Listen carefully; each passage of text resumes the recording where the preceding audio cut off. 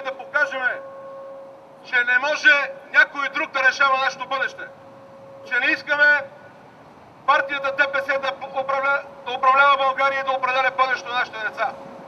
Искаме България да бъде свободна и независима държава, а не зависима от троянските коне на новия турски султан Ердоган.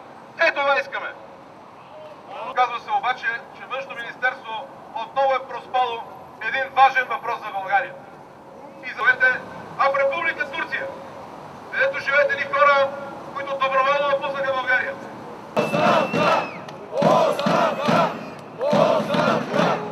Оставка!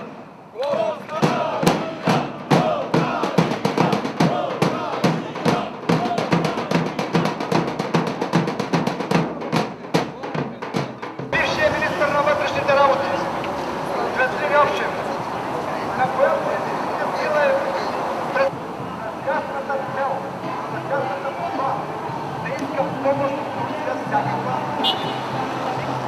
Тази съдейства е предизборната агитация да бъде разрешена и на турски език.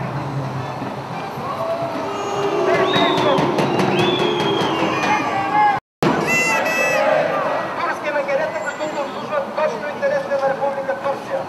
На тях им трябва троянски кон в Европа и ние сме най-благоприятните. Няма други, малцинство, което може да има в Република Гърция. Само че